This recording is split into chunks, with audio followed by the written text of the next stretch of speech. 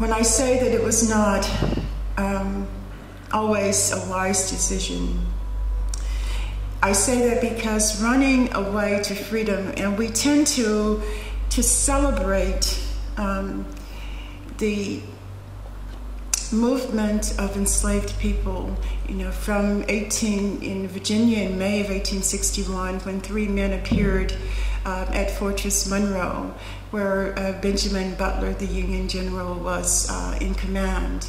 And Butler decided, as you all, I'm sure, well know, that these 3 men who said that they were about to be sent by their owners to work on Confederate fortifications, Butler decided to take them into Union lines and put them to work, and eventually somehow coined the term contraband of war.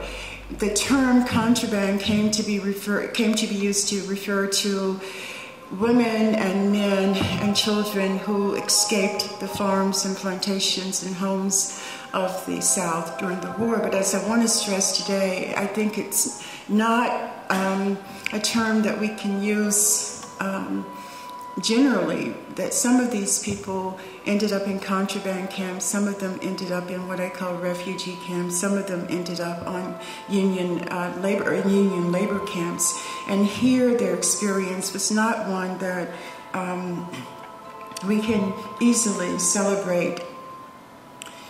So I take you now from 1861 to 1863. As you know, on January 1st, 1863, after much hesitation, deliberation, after much pushing back against the movement of enslaved people, against abolitionists who were clamoring for the president and Congress to do something to give this war for Union a deeper and larger meaning, Lincoln had finally, after issuing the preliminary Emancipation Proclamation on September 22nd of 1862, decided to issue the final proclamation on January the 1st, 1863. And that proclamation, as you know, meant that slaves in Confederate territory were freed. It also meant that black men could now officially join the Union Army. That decision, the Emancipation Proclamation, although we historians often say didn't really free anybody, but it was substantial, and it was important because it gave enslaved people, hope. It confirmed for them that what they thought from the very beginning was in fact an accurate assessment of the Civil War, that their belief that this war had to be about emancipation, that it could not just be about union, that this proclamation confirmed their standing, their understanding of the war. With the passage or the enunciation of the Emancipation Proclamation, more and more slaves fled farms and plantations and homes. A few months following this proclamation, Grant and Sherman were they had taken New Orleans, and they were trying to gain control of Vicksburg and thereby gain control of the entire Mississippi River. And so the fighting in the Mississippi Valley was very heavy until Vicksburg fell in July of 1863. That heavy fighting meant that slaveholders were fleeing. Slaveholders were trying to do what slaveholders had done in South Carolina in 1861, remove as many slaves as possible, take them to Texas, send them into the interior places where the Union Army was not. And slaves were also using this battlefield to move themselves away from their owners and away from the plantations. As a result, tens of thousands, somewhere in the neighborhood of 100,000 enslaved people in the Mississippi Valley were on the move in 1863. They were on the move, and what they sought was refuge, asylum, within Union lines. What they found was often something quite different. Passing down the Mississippi River in 1863, one would have encountered a wasteland, a land littered with the detritus of war, destroyed homes, some with fires still burning, fields of crop laid waste, farm animals shot, sometimes deliberately, and tossed into the rivers. Bodies of the dead, those dead would have included soldiers, Confederate, Union.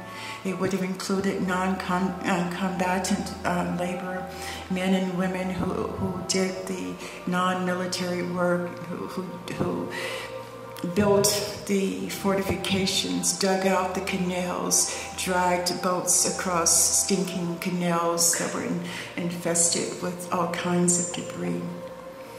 The bodies of the dead, the wounded, and the dying strewn along the Mississippi riverbank, along with the traumatized survivors. What most distinguished this landscape along the Mississippi River in 1863 was certainly not the number of casualties, because by this point in the war, we had seen horrific losses on the war's battlefields. But the race, and at this moment too, I'm talking here about July, the armies were getting ready July 1 to meet in Gettysburg, where the battle in Gettysburg would certainly be the battle where we would have more casualties than any other single battle in a day. So we had seen and would see more horrific losses on the war's battlefield.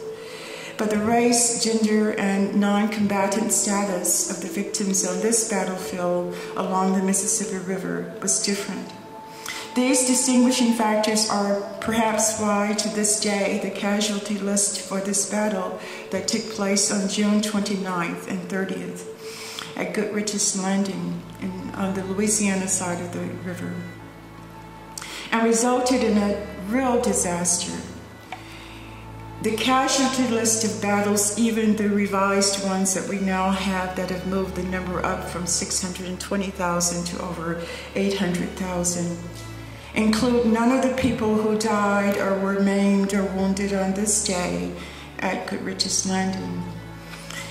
If you look at the histories of the Civil War and you go to an index for Goodrich's Landing, you'll find that 150 U.S. soldiers died. You'll find that 6 Confederate soldiers lost their lives. You'll find that 115 black soldiers and 5 white officers were taken prisoner.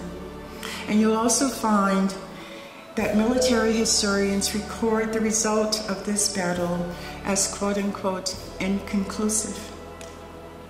This kind of military reckoning is not surprising on some level, but for the hundreds of victims at Goodrich's Landing, who were neither soldiers, nor white, nor citizens, the result could hardly be described as inconclusive.